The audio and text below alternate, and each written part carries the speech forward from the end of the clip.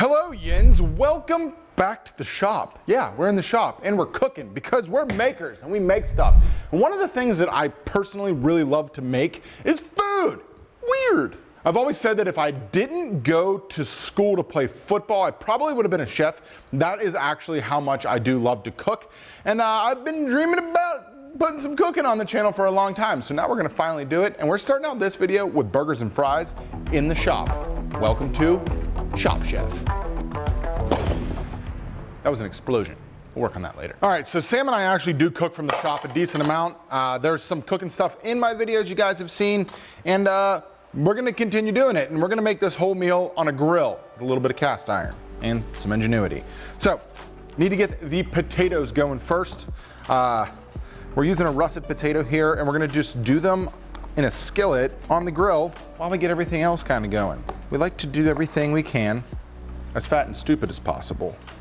So to do that, I'm just going with a little 1/4 inch russet cut on a russet potato and get these things going because they'll probably take close to 20 minutes or so, and then we can work on the rest of this burger. So rinse these guys off in some water.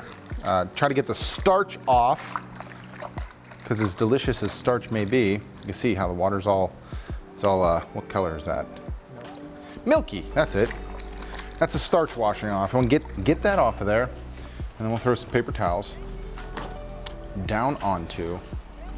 That's a cooking sheet. I have that in the shop at all times because you never know when there's gonna be a meat party and you need a cooking sheet. Also, I guess you can make cookies on it. Note, potential future Christmas episode. Grilled Christmas cookies. Can I do it? So we're gonna pat these dry. Anytime I try to fry a potato, I usually rinse them off, whether I'm doing like something on a griddle or a breakfast potato. I wish I ate more potatoes, but they make me chubby. And then my clothes don't fit. Now here's the thing, gotta go single layer. Get a little wood flavor from the workbench in there. I wonder if Rubio Monocoat's a good seasoner. It's ironic, I actually have more room to cook here than I do in my actual kitchen, so we're gonna need to probably rebuild a kitchen. So we've got some delicious death oil, also known as vegetable oil. We just wanna cover, I typically would heat the oil up and drop these, but because we're doing this on a grill, I don't wanna just have oil chilling on a grill. So we're just looking to cover these. But you wanna get a good fry oil. Typically, anytime you fry something, olive oil has a low smoking point, so it doesn't get as high in temperature. You don't get as good of a fry, but peanut oil, canola oil, vegetable oil, all good. Now, to the grill. I got the Pit Boss at about 500 degrees. And now, I'm just gonna get her on there. We don't have an oven mitt, do we? Sam, knit an oven mitt. So for the burger part, this recipe is inspired by my favorite YouTube channel for cooking, Sam the Cooking Guy. He's incredible, he's hilarious, and the dude is freaking talented. So what we're gonna do is caramelize some onions, and we're gonna get those going. If you've never diced an onion, learn how to do it the right way. Promise you, it just makes it so much easier. We're not dicing, we're slicing though. And to slice, cut that sucker in half, and then you cut off the end, and then we're just gonna nicely, see how I'm pinching the knife? Pinch the knife. You don't wanna do this. Pinch it, better control. And just get some nice 1/8 inch thick slices there. Look at those, just, One last part, cause I don't like to waste. All right, boom. Into the pan, break them up a little bit. Now these are going to get olive oil. Extra virgin Italian cologne coming in. We're just gonna cook these down. I like to salt mine slightly before I get rocking on them. Helps bring a little bit of the moisture out.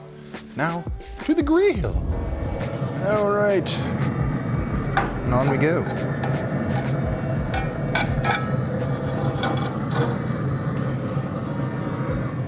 So the first thing we're gonna work on to build the burger is gonna be the sauce. It's not classic. There's classic ingredients. Ketchup, mayonnaise, pickle, mustard. Those are things a lot of people put on their burgers, and other things all apart. Well, we're gonna put them together because it's delicious. So we're starting out with some mayonnaise. We tried to get Japanese mayonnaise, but they don't really have it. And that's probably like a little over a quarter cup, maybe a half cup. So you guys gotta remember, I can barely teach yins how to do woodworking. This I'm not gonna be able to teach at all. I'm just good at eating it, maybe sometimes making it. So the only brand that we will endorse in this shop when it comes to food product will be Heinz Ketchup, because it's yinzer as hell, and it's the best and only ketchup. If you eat any other ketchup, we cannot be friends. I'm sorry. Probably go with 2 tablespoons, a little bit there. We got some spicy Dijon mustard, about a tablespoon of that. And then the last thing is a pickle. First you taste the pickle. It's a decent pickle. Next time, we'll get Pittsburgh Pickle Company. No, we'll stick to local yinzer ingredients when we can. So, you wanna go with the dill pickle though. Don't, try to stay away from like a buttery pickle or a pickle that's, you got one of those crazy, there's some crazy pickle flavors out there now.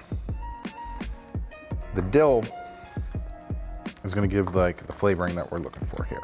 Now, like I said, we are literally mimicking Sam the cooking guy for this video because it's literally like the best, it's like the best recipe ever. A little more of a chop on that, and then into our bowl. How easy this is. And then we mix. So, a little taste. That's damn good. Here. For yins. Not you, Sam, yins. No, go ahead, Sam. Stick it in your mouth. Words. Great. That's what I like to hear. Let us not spray. Let's go check on the rest of the stuff we got going. Good old simmer going here. The yins probably never thought you could fry potatoes while you're working. See, the goal here is to inspire you guys to eat better food while you're in the workshop. Because a lot of us go to the gas station, buy some dog shit, put it in us, think it's delicious, feel terrible, be less productive. And you could cook something here, have some fun with yourself, the boys get a little practice, and then you can actually control what's going into your body. Even if it's not the best, you're still controlling it, which is important. So we're gonna let this keep going, and then we're gonna work on the patties. These are looking great. Welding glove, handle with care. See that golden? What do you think about that gold, Sam? I love them crispy fries. That's liquid gold. These are done. Perfectly golden brown, right off the grill. Get them down. Season immediately with your welding glove. I like to hit mine with that pep too. Ooh, just a little, just a little. Yeah, there we go. The welding glove is key. See, that's the bonus to the shop cook. We don't have things, but we can improvise. The shop chef, that's what we're calling this. I like that name. I think we need to get a logo and an Instagram and a website. All right, full new business, Shop Chef. Let's go. These onions are looking delish.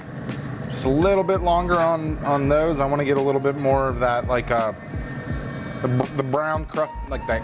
See that goodness right there? It's just gonna get a nice little chewy, crunchy, delicious, caramelizing yumminess. So these aren't actually caramelized onions. It's more like a long fry, I would say. But by cooking them longer, you get that the sugars come out and it sweetens them up a bit. They're good. I like them.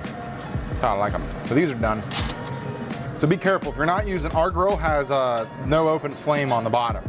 If you are cooking with oil on a grill and you get that oil onto the flame, you will have a fire. Those are no good. Well, sometimes they're good, but in this instance, no good. Immediately get that seasoning by BS. And these are looking literally perfect. All right, burger time. We've got 80-20 chuck.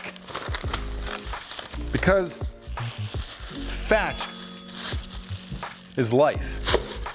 Now, I'm gonna probably catch some shit for this, but wouldn't be a John Malecki video if I wasn't pissing people off. So we're gonna incorporate the salt and pepper on these bad boys. Sometimes I get fancy with it and we go with some specialty kind of like pre-made mixes. I do like a Montreal steak seasoning, I will not lie.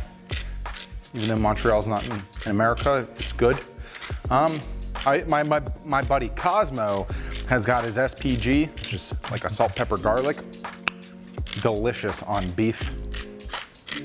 But here we're just going salt and pepper because we're in the shop and we've got basic stuff. There you go. And then I'll hit it again when I get it on the grill. Now, probably wouldn't do this part if I was doing these on a skillet because I'd be able to get a lot more flavor on the outside of the meat. This is the way my mom always did them. She just played with them a little bit, made it nice and tender, and chucked them on the grill. I like to get that bite in there of some burgery deliciousness. So we can't smash them on the grill, so you gotta kind of patty them up. You don't want to play with them too much. Then you want to give them a little dome. I should be able to get 4 out of this. And just like with all of my woodworking and furniture, whatever the debauchery I do around here is called, sound effects, always necessary. To the grill! A vitally important thing to having a pellet cooker is feeding it pellets, which it's that Windows for. We're using the Applewood blend on this guy.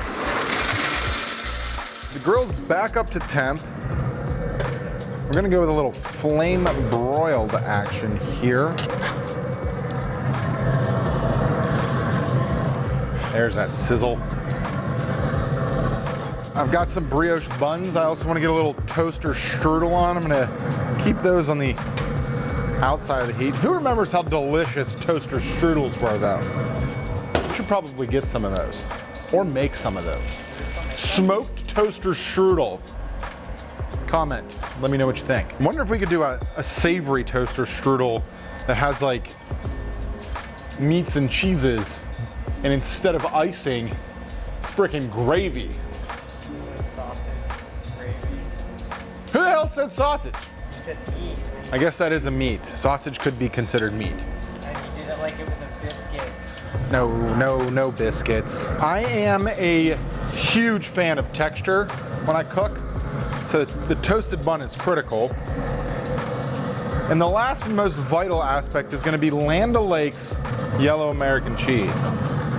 If you choose a different cheese, we can also not be friends. And hopefully, because we're using the pellet, we're gonna get a little bit of smokiness in that meat, which we're huge fans of. But the pellet just makes it so easy. So you should be done in a few seconds here. So last thing,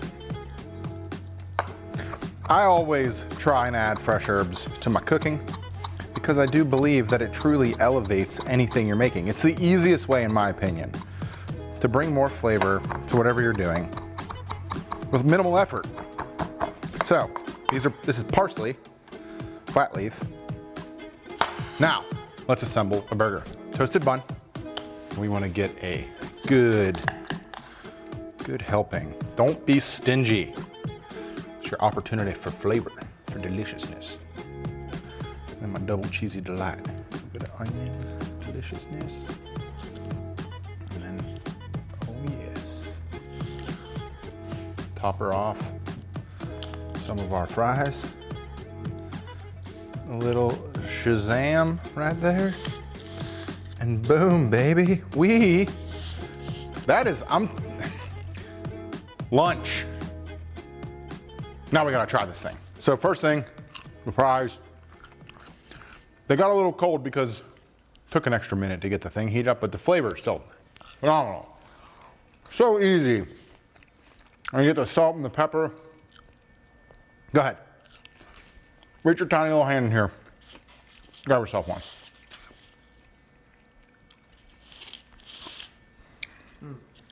Now the burgers. I'm gonna cut this sucker in half because Sam also wants to eat some.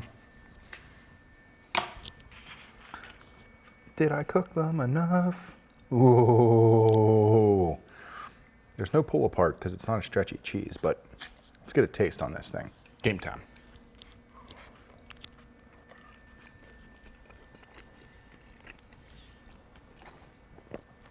Immediately getting that like mayonnaise sauce, as you can see. So there's plenty of it on there. A nice sweetness and a good onion flavor coming in. The cheese is great. The meat itself is really good. Peppery bite because we incorporated it all in. That's good. That's real good. Come over here. Try this. I don't know if my mouth's big enough for this. Go bigger one.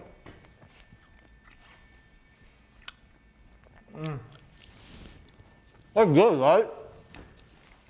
The onion and that sauce together. There's a brightness from the pickle. Yeah, that pickle's great. It's not overpowering, but just kind of. And that was like 20 minutes, minus our little mishap. Yeah, super easy. Super easy. So, as you can see, we're enjoying this. If you guys enjoyed this, let us know down below. This has just happened to be a fun experiment. We wanted to try it out, see how well received it is. If you got any recipe suggestions, leave those down below. Also, if you're a cook or you know how to cook or you think you know how to cook, tell us how you would have done this or how you're cooking in your shop. Regardless, appreciate you tuning in. We'll see you on the next one.